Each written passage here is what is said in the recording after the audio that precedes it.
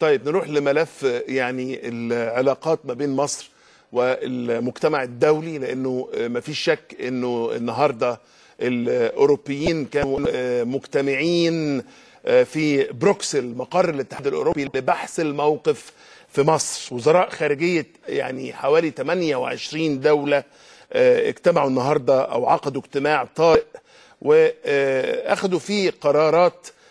يعني طبعا اتكلموا على انه الاتحاد الاوروبي ومصر شركاء، وده طبعا يعني يعتبر يعني تصريح ايجابي، وان هم لن يتوقفوا عن تقديم الدعم للشعب المصري، وايضا وقف ترخيص تصدير معدات عسكريه بتستفيد منها مصر. يا ترى تفاصيل هذا الاجتماع ايه؟ معايا دلوقتي من بروكسل جمال جرجس مراسل اليوم السابع. جمال، مساء الخير، واكيد انت ممكن تحطنا في الصوره اكتر. مساء الخير يا استاذ معتز. اهلا بيك. النهارده كان يوم حافل جدا وكان طويل. الاجتماع كان حقيقته يبدا النهارده الساعه 1 ظهرا. بدأ بعد ساعتين من الميعاد المحدد ليه تأخير. حصل مجموعة من الانقسامات كانت موجودة بين وزراء الخارجية، انقسمت في حدود 3 طيارات. طيار فرنسي كان معاه 4 دول آخرين، طيار بريطاني، طيار ألماني. الثلاثة كانوا كل طيار كان عاوز يخرج بمجموعة من القرارات ضد مصر.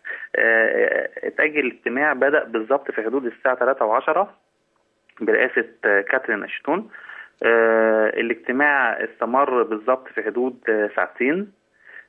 عقب الاجتماع خرجت شوف لو قعدنا اتكلمنا عن الاجتماعات قعدت قد ايه ربما ما يبقاش فيه وقت لكده. معلش اعذرني يا جمال، انا عايزك تقول لي ابرز القرارات وانت بتعتبر يعني مثلا كان في ناس متخوفة من يبقى في قرارات يعني متشددة ضد الحكم الانتقالي او الحكومة الانتقالية الان في مصر. هل ده حصل ولا ما حصلش؟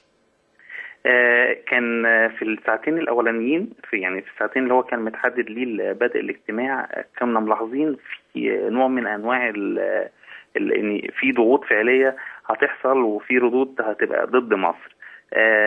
لما حصل موضوع الانقسامات دل ان في حاجه هتحصل عكسيه لصالح مصر. كاترين أشتون طلعت بالظبط في حدود الساعه 2 قبل الاجتماع برضو، وقالت تصريحات اللي احنا عاوزين لازم نساعد مصر، وانا برحب ان انا اروح مصر تاني والتقى بجميع الطيارات، واحنا مش هناخد اي قرارات ضد مصر. هو الخوف طبعا اللي كان موجود بين السياسيين هو انقسام الاتحاد او 28 دولة في 3 طيارات، الطيار الفرنسي والطيار البريطاني والطيار الألماني، ان كل واحد كان عاوز ياخد قرار بشكل اللي هو يناسب بالعقوبات الخاصة. انا شايف بالنسبة بقى عقب الاجتماع النهاردة صدر البيان، انا شايفه اللي هو بيان هادي جدا وبعيد عن كل التوقعات. تمام. البيان صدر الاول باللغة الانجليزية، وبعد كده صدر ب 28 لغة خاصة بالاتحاد الأوروبي. تمام، أنا بشكرك جدا على هذه المعلومات.